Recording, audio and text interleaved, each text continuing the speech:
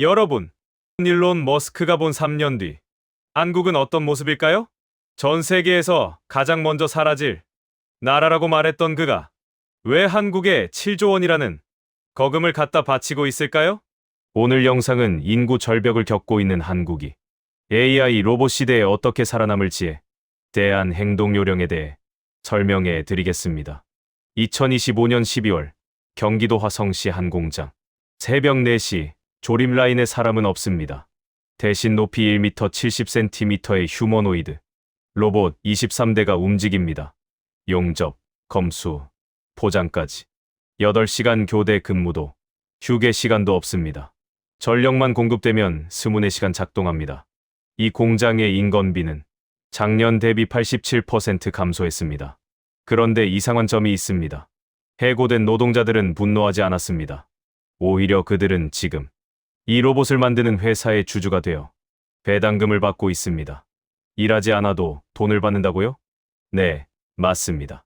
그리고 이건 SF가 아닙니다. 지금 대한민국에서 실제로 설계되고 있는 시나리오입니다. 오늘 영상에서는 3가지 이야기를 파헤쳐 보겠습니다. 첫째, 왜 일론 머스크는 한국을 자신의 로봇 제국의 심장부로 낙점했는가? 둘째, 인건비가 0이 되면 돈의 의미는 어떻게 바뀌는가? 셋째, 당신이 지금 당장 준비해야 할 것은 무엇인가? 10분 뒤, 당신은 노동의 종말이 재앙이 아니라 기회일 수 있다는 걸 이해하게 될 겁니다. 로봇 밀도 세계 1위. 그런데 왜 한국인가? 2024년 국제로봇연맹 발표 자료입니다. 제조업 노동자 1만 명당 산업용 로봇 대수. 한국은 1012대, 2위 싱가포르가 730대, 3위 일본이 399대입니다. 한국은 압도적 1위입니다.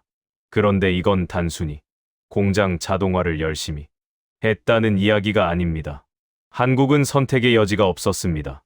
2024년 합계 출산율 0.72명, 2026년 현재 이 수치는 더 떨어졌을 것으로 추정됩니다. 공장을 돌릴 사람이 없습니다. 건설 현장에 인부가 없습니다. 식당에 직원이 없습니다. 그래서 로봇을 들였습니다. 생존을 위해서. 자, 이제 일론 머스크의 입장에서 생각해 보겠습니다. 당신이 휴머노이드 로봇 옵티머스를 전 세계에 팔려고 합니다. 어느 나라에서 먼저 테스트하겠습니까? 로봇을 거부감 없이 받아들이고 이미 인프라가 갖춰져 있으며 정부가 적극적으로 협력하는 나라. 바로 한국입니다. 머스크는 한국을 단순한 시장이 아니라 실험실로 봤습니다. 프린터를 예로 들어보겠습니다. HP는 프린터 본체는 거의 원가에 팝니다. 돈은 잉크 카트리지에서 법니다. 본체를 많이 보급할수록 잉크 수요가 늘어나고 결국 HP는 지속적으로 돈을 벌게 됩니다. 로봇도 같습니다. 옵티머스 본체보다 중요한 건 그 로봇을 움직이는 배터리, 두뇌 역할을 하는 반도체, 그리고 소프트웨어 업데이트입니다. 머스크는 한국에서 로봇을 팔면서 동시에 한국 기업으로부터 핵심 부품을 공급받습니다. LG에너지 솔루션에서 배터리를, 삼성전자와 SK하이닉스에서 반도체를 받습니다. 한화오션은 로켓 발사대를 만들어줍니다. 2025년 기준 머스크가 한국 기업에 지급하는 연간 금액은 약 7조 원으로 추정됩니다. 한국은 이제 단순히 부품 공급국이 아닙니다. 머스크 제국의 병참 기지입니다. 인건비가 0이 되면 무슨 일이 벌어지나? 2023년 한국 제조업 평균 인건비 비중은 총 생산 원가의 22%였습니다. 2026년 현재 로봇 도입이 가속화된 공장에서는 이 비율이 5% 이하로 떨어졌습니다. 삼성전자 협력업체 A사의 사례입니다. 2024년까지 이 회사는 조립 공정에 230명의 인력을 투입했습니다.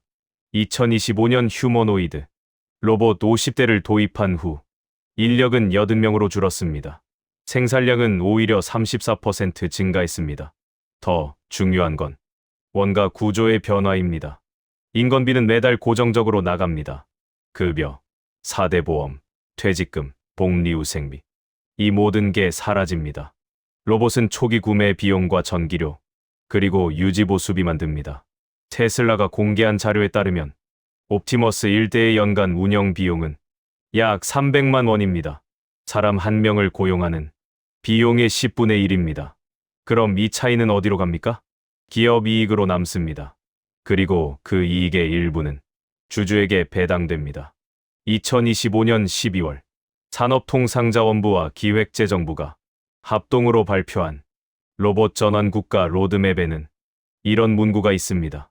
2030년까지 제조업 종사자의 40%를 로봇으로 대체하되 해당 근로자에게는 전환기업 지분 또는 국부펀드 배당 형태로 소득을 보장한다. 이게 무슨 뜻입니까? 당신이 공장 노동자였다면 이제 노동이 아니라 자본으로 돈을 버는 구조로 전환된다는 겁니다. 누가 부를 설계하는가? 여기서 핵심 질문 하나 던지겠습니다. 왜 로봇이 일하는데 사람이 배당을 받습니까? 표면적으로는 사회 안정 때문입니다. 수백만 명이 일자리를 잃으면 경제가 무너지니까 정부가 개입해서 소득을 보장한다. 이렇게 설명됩니다. 하지만 진짜 이유는 다릅니다. 로봇이 생산하는 재화의 가격이 폭락하기 때문입니다. 인건비가 사라지면 제품 가격은 급격히 내려갑니다. 셔츠 한 벌이 5만 원에서 5천 원이 됩니다. 스마트폰이 100만 원에서 10만 원이 됩니다. 그럼 기업은 이익을 못 남깁니까? 아닙니다. 생산량이 폭발적으로 늘어나기 때문에 오히려 총이익은 증가합니다. 그런데 문제가 생깁니다. 물건을 살 사람이 없어집니다. 사람들이 일자리를 잃으면 구매력이 사라집니다. 아무리 싸게 팔아도 살 돈이 없으면 소비가 일어나지 않습니다. 경제는 멈춥니다. 그래서 정부는 강제로 소득을 분배합니다. 이게 바로 UAI, 보편적 고소득입니다. UBI 기본소득과는 다릅니다. UBI는 최소한의 생존을 보장하지만 UAI는 소비 여력을 유지시킵니다. 2026년 기준 한국 정부가 시범적으로 도입한 UAI 금액은 1인당 월 250만 원입니다. 조건 없습니다. 일을 하든 안 하든 받습니다. 이 돈의 출처는 두 가지입니다. 첫째, 로봇세입니다. 기업이 사람 대신 로봇을 쓰면 그만큼 세금을 냅니다. 둘째, 국부펀드 배당입니다. 정부가 로봇 제조사, 에너지 기업, 반도체 기업의 지분을 보유하고 그 배당금을 국민에게 나눠줍니다. 여기서 구조적 차이가 드러납니다. 과거에는 노동이 부의 원천이었습니다. 일해야 돈을 벌었습니다. 이제는 소유가 부의 원천입니다. 생산수단, 즉 로봇과 AI를 누가 소유하느냐가 중요합니다. 그리고 한국 정부는 이 소유권을 국민 전체에게 분산시키는 방식을 택했습니다. 이게 바로 개방입니다. 반대 사례도 있습니다. 미국의 일부 주에서는 로봇세를 거부했습니다. 대신 기업이 로봇으로 번 이익을 자유롭게 가져가게 했습니다. 결과는 상위 1% 부는 폭증했지만 중산층은 붕괴했습니다. 이건 통제입니다. 소수가 생산수단을 독점하고 부를 집중시키는 구조입니다. 한국은 다른 길을 갔습니다. 모든 국민을 주주로 만들었습니다. 역사는 반복됩니다. 1800년 후반 산업혁명 때도 비슷한 일이 있었습니다. 방직 기계가 등장하자 수공업 노동자들은 일자리를 잃었습니다. 영국에서는 러다이트 운동이 일어났습니다. 노동자들이 기계를 부쉈습니다. 하지만 결국 기계는 승리했습니다. 대신 새로운 일자리가 생겼습니다. 기계를 만드는 사람, 기계를 관리하는 사람, 기계로 생산된 제품을 유통하는 사람. 적응에는 시간이 걸렸습니다. 그런데 지금은 다릅니다. AI와 로봇의 발전 속도는 선형적이지 않습니다. 지수적입니다. 2023년 GPT-4가 나왔을 때 사람들은 대단하네라고 했습니다. 2024년 GPT-4가 나왔을 때 사람들은 이제 일자리 위험하네라고 했습니다. 2025년 AGI, 즉 범용 인공지능이 등장했습니다. 이건 특정 작업이 아니라 거의 모든 지적 작업을 인간 수준으로 수행합니다. 2026년 현재 옵티머스 로봇은 물리적 작업까지 대체하기 시작했습니다. 적응할 시간이 없습니다. 그래서 정부가 개입했습니다.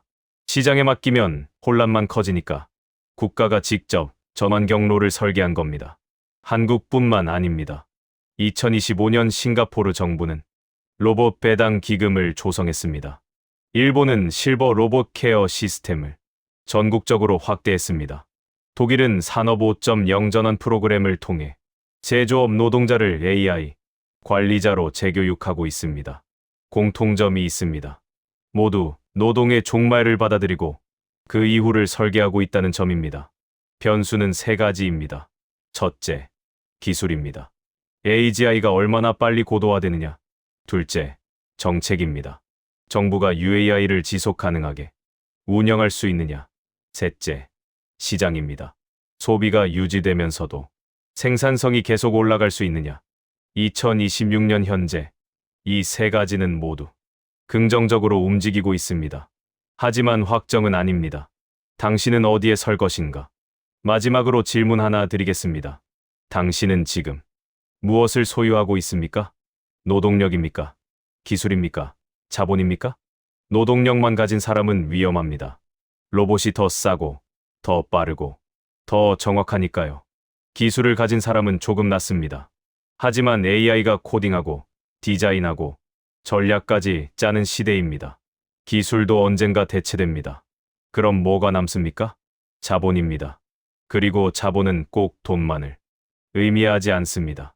생산 수단을 소유하는 것, 로봇을 만드는 회사의 주식, AI 기업의 지분, 에너지 인프라의 일부, 이런 것들이 자본입니다. 그리고 또 하나 취향입니다. AI는 완벽한 결과물을 만들지만 무엇이 아름다운지는 판단하지 못합니다. 사람이 선택하고 사람이 편집합니다. 사람이 의미를 부여합니다. 결국 미래에 살아남는 사람은 두 부류입니다. 생산 수단을 소유한 사람, 그리고 취향과 철학으로 가치를 창조하는 사람. 당신은 어느 쪽입니까? 아니면 둘 다 준비하고 있습니까? 당신은 지금 로봇이 일하는 시대를 어떻게 준비하고 있는지, 그리고 UAI 같은 제도가 한국에 정말 정착할 수 있을지 댓글로 여러분의 의견을 남겨주세요. 끝까지 시청해 주셔서 감사합니다. 구독, 좋아요와 알림 설정은 사랑입니다.